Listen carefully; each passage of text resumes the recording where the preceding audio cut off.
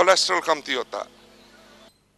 आपका जो क्वेश्चन है कोलेस्ट्रॉल कम करने के लिए कौन कौन सी चीज़ें हमको खानी चाहिए, तो पहले मैं ये समझा दूँ that our cholesterol is measured obviously during a blood test, लेकिन उसमें कई तरह की कोलेस्ट्रॉल्स होती हैं which we call lipid profile. Lipid का मतलब फैट्स। एक तो आपको टोटल कोलेस्ट्रॉल बताई जाती है, then you get told a level of your LDL, which is the low density lipoproteins, which basically is known as the lousy cholesterol, क्योंकि इसके साथ इसके बढ़ने के साथ आपकी हार्ट प्रॉब्लम्स बढ़ जाती है। Then it's the HDL, the high density lipoproteins, which we call the happy cholesterol, because ये नुकसान कम करती है. This is almost like a protection against plaques forming and heart disease and so on. So basically जब आपका blood test होता है, we get total cholesterol value, LDL value and HDL value. तो मैं बताना चाहूँगी कि ऐसी चीज़ों को LDL को कैसे कम करना है और HDL को कैसे बढ़ाना है। और एक चौथा जो लिपिड होता है, that's called triglycerides. Triglycerides जो है, it is also part of the lipid profile, और वो भी खाने के साथ, हमारे lifestyle के साथ ऊपर नीचे हो सकती है।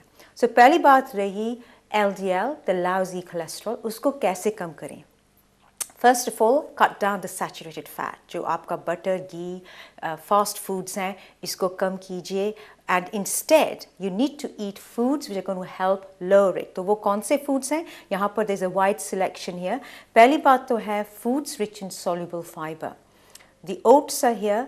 Oatibix is here, लेकिन these aren't the only cereals. There's lots of cereals now on the market जो oats में ज़्यादा हों. So basically what you're looking at is for cereals with oats in them, because जो oats हैं उनमें beta glucan होता है, which tends to bind to the cholesterol and bring the LDL, the lousy one, down. But you need to try and have these kind of oat-based cereals on a daily basis. It's no good having हफ्ते में एक बार या दो बार. Try and have oat-based cereals on a daily basis.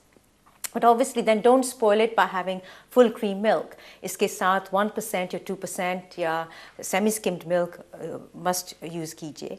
Then we come to the other groups with soluble fiber, which are traditional. हमारे Asian cooking में तो हम खाते ही हैं, लेकिन maybe हम enough नहीं खाते in terms of the portion sizes. यहाँ पर there are all different kinds of beans, the chole, the different split peas, dal, ये सब यहाँ पर है, the kidney beans. Again, हम इनको we need to have a portion of this on a daily basis. So अगर आप हर रोज़ दाल नहीं बनाते या कोई bean dish नहीं खाते और नहीं पसंद करते, you don't have to have it as form of दाल या सब्जी. What you can do is as part of a salad. Especially जो chickpeas होते हैं, red kidney beans होते हैं, you can just add them to your salad. उसके साथ आपकी soluble fiber भी बढ़ जाएगी और fat भी आप कम खाएंगे. Then we come to soya. Soya यहाँ पर थोड़ा जो dried soya है, which you need to soak. Soya protein जो है, again it's thought to help in bringing our cholesterol down, particularly जो LDL होती है. So try and include soya, जैसे soya mince, soya burgers, and basically जो tofu होता है, try and include them. लेकिन if you're buying the processed burgers, check that उनके अंदर और fat या salt नहीं डाला हुआ. Nuts जो हैं, handful of nuts. So मुट्ठी भर जो nuts हैं, ये आपको रोज़ के खाने चाहिए. काफ़ी लोगों को लगता है कि नट्स खाने से कोलेस्ट्रॉल बढ़ती है. ये गलत है. नट्स जो हैं, they are rich in monounsaturated fats, which is actually good as far as आपकी LDL is concerned. और it's no good having इतने से. You need the amounts. जैसे अगर आप बादाम खाते हैं तो 20-22 तो ज़रूर खाने चाहिए. You don't have to have it all in the one go. Just spread them out in the day. लेकिन make sure they're unsalted. So nuts खाने से you can help with your LDL levels. लेकिन nuts are high in calories. So don't have too many in the sense, don't have the whole bowl. About 20 is what you need. Cut down on other foods if you're including nuts. Then obviously the type of oil you use is important. यहाँ पर those oils हैं which are high in unsaturates, which are better than obviously the ghee and the butter. So ये LDL की बात हुई. रही बात HDL. HDL जो है ये हमें protection देती है. तो इससे हम कैसे बढ़ाएं? पहली बात तो ये है exercise. जितनी आप फिजिकल एक्टिविटी करेंगे उतनी आपकी HDL बढ़ सकती है. दूसरी group of foods, small amounts of alcohol at solely in moderation can help towards boosting HDL levels. लेकिन अल्कोहल पीने का मैं नहीं कहती कि अब आप सब जाकर अल्कोहल पिएं. Some juices are also rich in the polyphenols. There's pomegranate juice, obviously अनारा का पानी, क्रैनबेरी जूस यहाँ पर है, orange juice, there's a whole range of juices out there जिसके अंदर polyphenols होते हैं. So alcohol doesn't have to be drunk to help boost your HDL level. बलदीश, जी हाँ, आपने देखा कि बलदीश पहले भी यही बातें करी थी, लेकिन अब उन्होंने पूरी डिटेल से है वो डेमोन्स्ट्रेशन भी दी है आपको, और उम्मीद है कि आपको बहुत सी चीज़ों के बारे में पता चला होगा when it comes to cholesterol. और अब बारी आती है, जैसे कि आपको मालूम है कि हमारे साइकोथेरेपिस्ट हैं, हमारे काउंसलर हैं, वो हमारा साथ देते हैं. एक इशू हम ले लेते हैं जो कि आपने हमें भेजा होता है और उस पर हम डिस्कशन करते हैं. वैलेंटाइंस डे है, जैसे कि हमने आपसे बताया, तो उसी से रिलेटेड कोई ऐसी चीज़ है जिसके हम बात करेंगे, लेकिन हमें आपका साथ भी ज़रूर चाहिए है. आप ज़रूर हमें फ़ोन कीजिएगा, आप ज़रूर हमें बताइएगा कि कैसे जो है इस इशू को आप कैसे डील करते हैं, आपका क्या कमेंट्स हैं उसके ऊपर. तो सबसे पहले तो हम अपने जो है मेहमान उनको वेलकम करते हैं, हमारी psychotherapist as usual doctor Pushpinder Chaudhary. Thank you very much for joining us.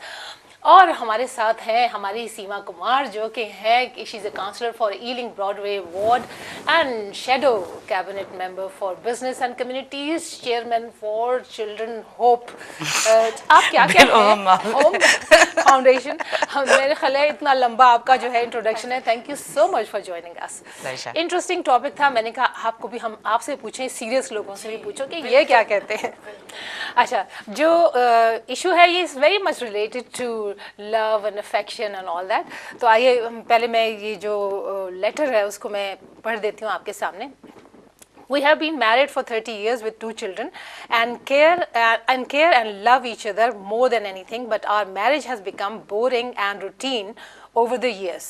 How do we bring back those feelings of affection and that loving feeling when we first got married? काश ये तो मेरा ख्याल है हम सारे पूछना चाहेंगे.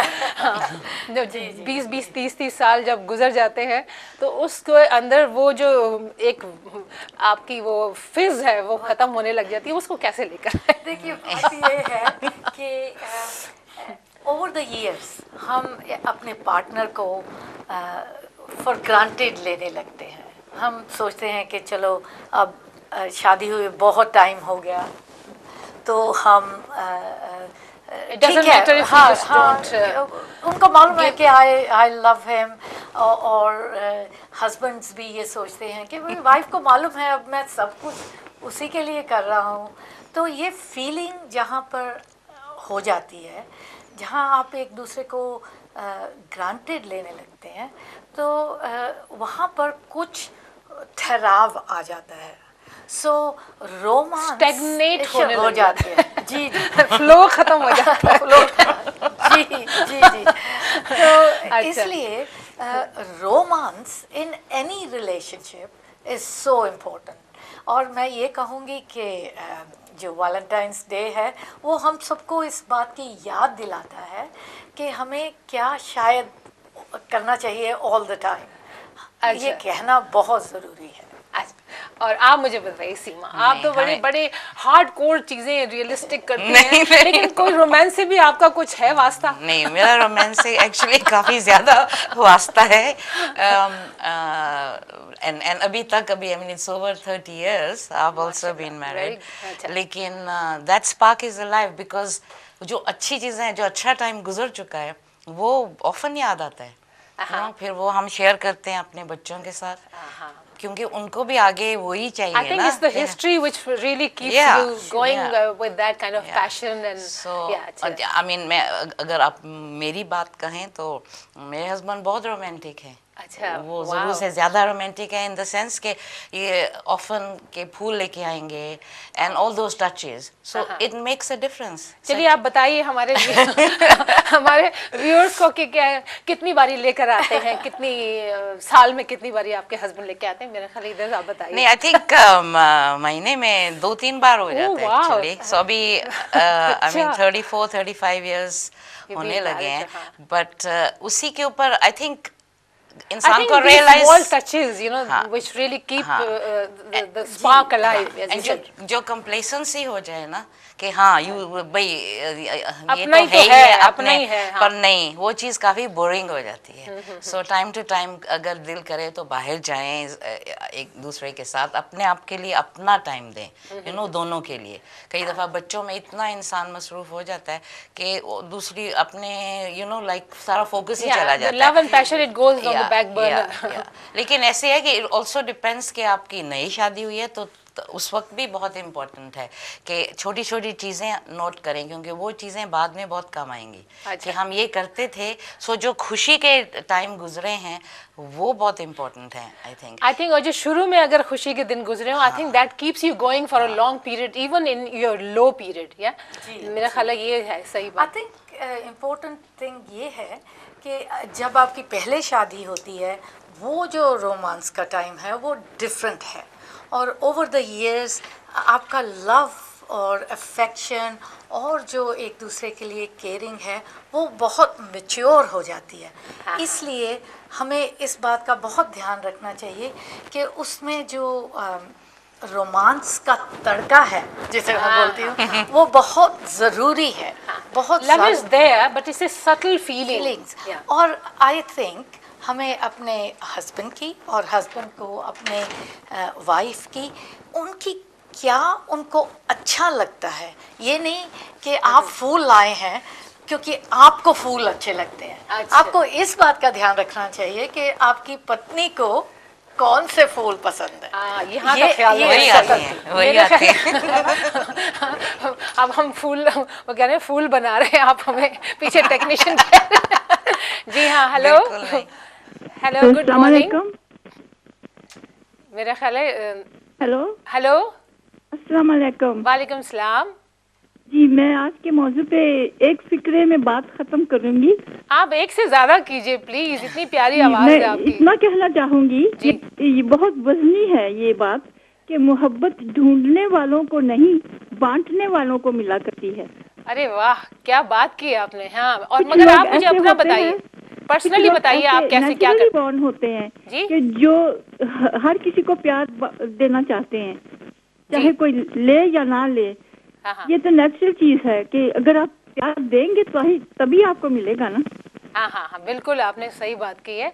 आप मुझे बताइए आपका क्या एटीट्यूड है, आप मैरिड हैं अगर, या आप क्या समझती नहीं, हैं? मैं मैरिड नहीं हूँ जी, लेकिन मैंने सीखा बहुत कुछ है लाइफ से कि जो जब आप प्यार देंगे हाँ, तो उसके बदले में आपकी किस्मत का जो होगा वो आपको जरूर मिलेगा। लेकिन देना सीखें, लेना ना सीखें। अच्छा, ये मतलब हाँ, फिलहाल ये तो जैसे जनरली आप बिल्कुल एक सही बात कर रही हैं, तो अगर आप प्यार देंगे तो आपको प्यार मिलेगा, सही बात है। ये बात ठीक है कि अगर आप नेचुरली अफेक्शनेट हैं और आप प्यार में लविंग नेचर है, प्यार में बिलीव करती हैं, लेकिन इट डजंट हैपन ऑटोमेटिकली कि आपको वो मिलेगा भी, क्योंकि जब आप प्यार देते हैं, अफेक्शन देते हैं, तो आपकी एक्सपेक्टेशंस भी तो बढ़ जाती हैं कि मैं इतना करती हूँ तो मुझे उतना वापस नहीं मिलता। So there is also matching the expectation, give and take जो एक है, matching the expectation is so important.